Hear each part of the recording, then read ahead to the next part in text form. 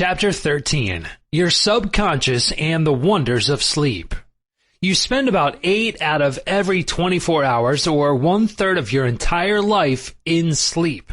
This is an inexorable law of life. This also applies to the animal and vegetable kingdoms. Sleep is a divine law, and many answers to our problems come to us when we are sound asleep upon the bed. Many people have advocated the theory that you get tired during the day, that you go to sleep to rest the body, and that a reparative process takes place while you sleep. Nothing rests in sleep. Your heart, your lungs, and all your vital organs function while you're asleep. If you eat prior to sleep, the food is digested and assimilated. Also, your skin secretes perspiration and your nails and hair continue to grow. Your subconscious mind never rests or sleeps. It is always active, controlling all your vital forces. The healing process takes place more rapidly while you are asleep, as there is no interference from your conscious mind. Remarkable answers are given to you while you are asleep. Why we sleep. Dr. John Bigelow, a famous research authority on sleep, demonstrated that at night while asleep you receive impressions showing that the nerves of the eyes, ears, nose, and taste buds are active during sleep, and also that the nerves of your brain are quite active. He says that the main reason we sleep is because the nobler part of the soul is united by abstraction to our higher nature and becomes a participant in the wisdom and foreknowledge of the gods. Dr. Bigelow states also, the results of my studies have not only strengthened my convictions that the supposed exemption from customary toils and activities was not the final purpose of sleep, but have also made clear to my mind the conviction that no part of a man's life deserves to be considered more indispensable to its symmetrical and perfect spiritual development than while he is separated from the phenomenal world in sleep. Prayer, a form of sleep. Your conscious mind gets involved with vexations, strife, and contentions of the day, and it is very necessary to withdraw periodically from sense evidence and the objective world and commune silently with the inner wisdom of your subconscious mind. By claiming guidance, strength, and greater intelligence in all phases of your life, you will be enabled to overcome all difficulties and solve your daily problems. This regular withdrawal from sense evidence and the noise and confusion of everyday living is also a form of sleep. For example, you become asleep to the world of the senses and alive to the wisdom and power of your subconscious mind. Startling effects of sleep deprivation. Lack of sleep can cause you to become irritable, moody, and depressed. Dr. George Stevenson of the National Association for Mental Health says, I believe it can be safely said that all human beings need a minimum of 6 hours sleep to be healthy. Most people need more. Those who think they can get along on less are fooling themselves. Medical research scholars investigating sleep processes and deprivation of sleep point out that severe insomnia has preceded psychologic breakdown in some instances. Remember, you are spiritually recharged during sleep, and adequate sleep is essential to produce joy and vitality in life. You need more sleep. Robert O'Brien, in an article, Maybe You Need More Sleep, in an issue of the Reader's Digest, reports the following experiment on sleep. For the last 3 years, experiments have been in progress at Walter Reed Army Institute of Research in Washington, D.C. Subjects, more than 100 military and civilian volunteers, have been kept awake for as long as 4 days. Thousands of tests have measured the effects of their behavior and personality. Results of these tests have given scientists astonishingly new insights into the mysteries of sleep. They now know that a tired brain apparently craves sleep so hungrily that it will sacrifice anything to get it. After only a few hours of sleep loss, fleeting stolen naps called lapses or microsleep occurred at the rate of 3 or 4 an hour. As in sleep, eyelids dropped, heartbeat slowed.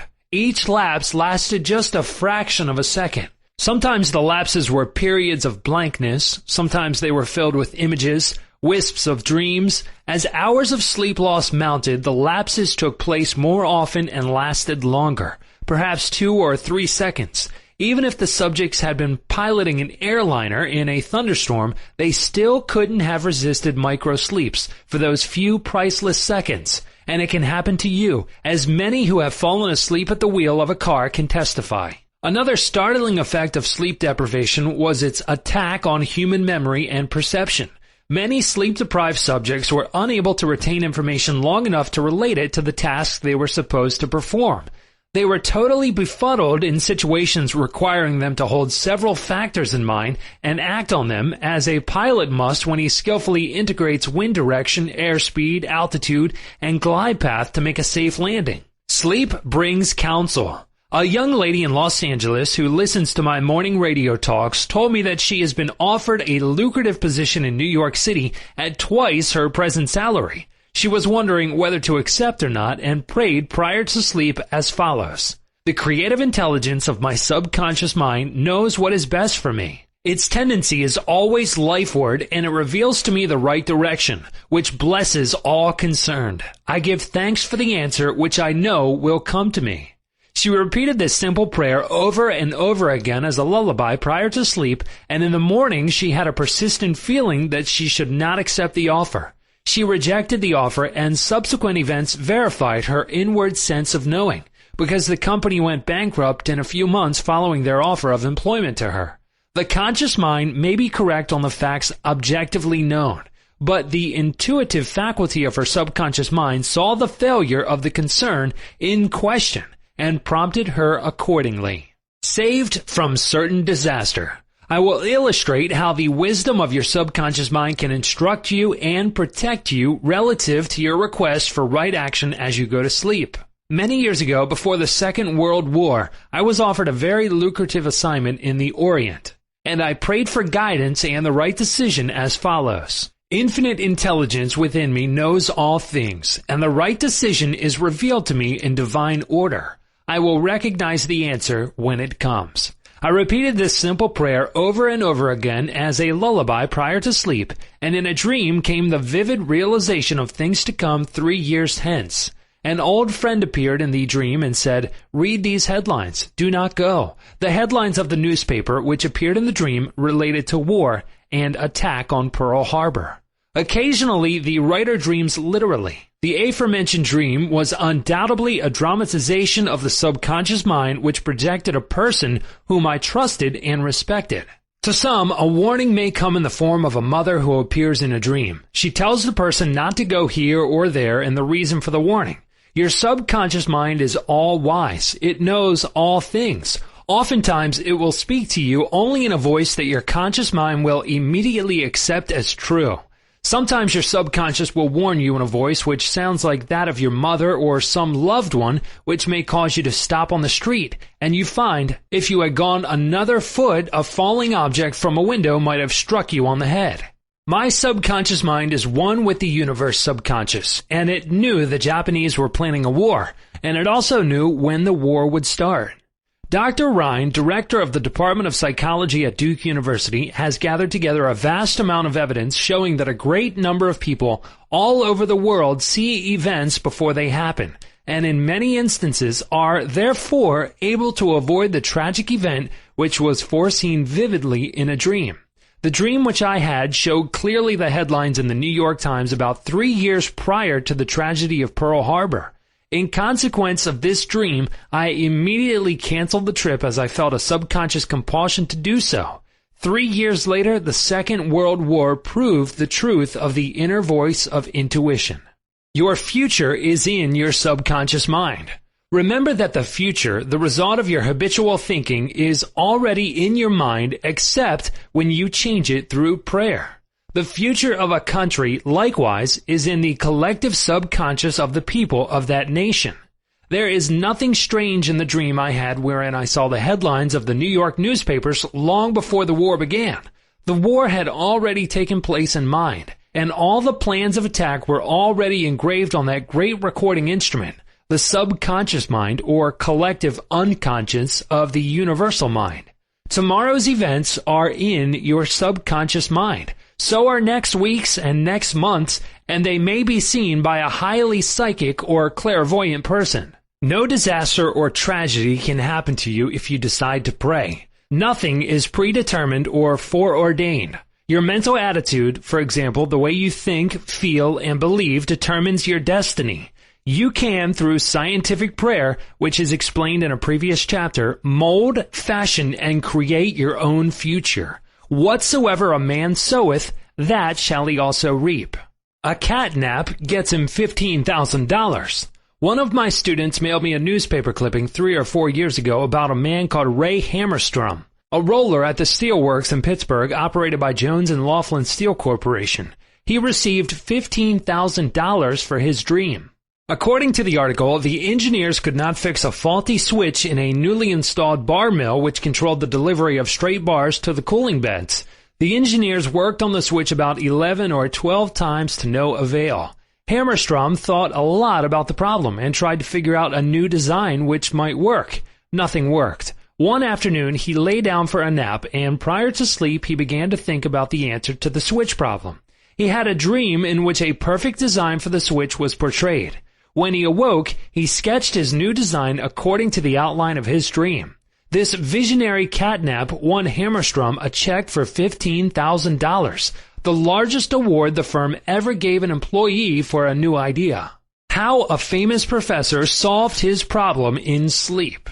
Dr. H.V. Helprich, professor of Assyrian at the University of Pennsylvania, wrote as follows: "One Saturday morning, I had been wearying myself in the vain attempt to decipher 2 small fragments of a gate which were supposed to belong to the finger rings of some Babylonians. About midnight, weary and exhausted, I went to bed and dreamed the following remarkable dream. A tall, thin priest of Nippur, about 40 years of age, led me to the treasure chamber of the temple, a small, low-ceilinged room without windows, while scrapes of a gate and lapazula lay scattered on the floor. Here he addressed me as follows: The 2 fragments which you have published separately on page 22 and 26 belong together, are not finger rings. The first 2 rings served as earrings for the statue of the god. The 2 fragments you have are the portions of them. If you will put them together, you will have confirmation of my words." I awoke at once, I examined the fragments, and to my astonishment found the dream verified. The problem was then, at last, solved. This demonstrates clearly the creative manifestation of his subconscious mind, which knew the answer to all his problems. How the subconscious works for a famous writer while he slept. Robert Louis Stevenson, in one of his books, Across the Plains, devotes a whole chapter to dreams. He was a vivid dreamer and had the persistent habit of giving specific instructions to his subconscious every night prior to sleep. He would request his subconscious to evolve stories for him while he slept. For example, if Stevenson's funds were at low ebb, his command to his subconscious would be something like this: "Give me a good, thrilling novel which will be marketable and profitable." His subconscious responded magnificently. Stevenson says, "These little brownies, the intelligences and powers of his subconscious, can tell me a story piece by piece, like a serial, and keep me, its supposed creator, all the while in total ignorance of where they aim." And he added, "That part of my work which is done when I am up and about while he is consciously aware and awake is by no means necessarily mine, since all goes to show that the brownies have a hand in it even then." Sleep in peace and wake in joy. To those who suffer from insomnia, you will find the following prayer very effective. Repeat it slowly, quietly, and lovingly prior to sleep. My toes are relaxed. My ankles are relaxed. My abdominal muscles are relaxed. My heart and lungs are relaxed. My hands and arms are relaxed. My neck is relaxed. My brain is relaxed. My face is relaxed. My eyes are relaxed. My whole mind and body are relaxed. I fully and freely forgive everyone, and I sincerely wish for them harmony, health, peace, and all the blessings of me. I am at peace. I am poised, serene, and calm. I rest in security and in peace. A great stillness steals over me, and a great calm quiets my whole being as I realize the divine presence within me.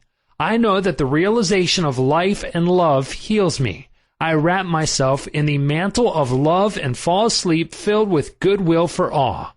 Throughout the night, peace remains with me, and in the morning I shall be filled with life and love. A circle of love is drawn around me. I will fear no evil, for thou art with me. I sleep in peace, I wake in joy, and in him I live, move, and have my being.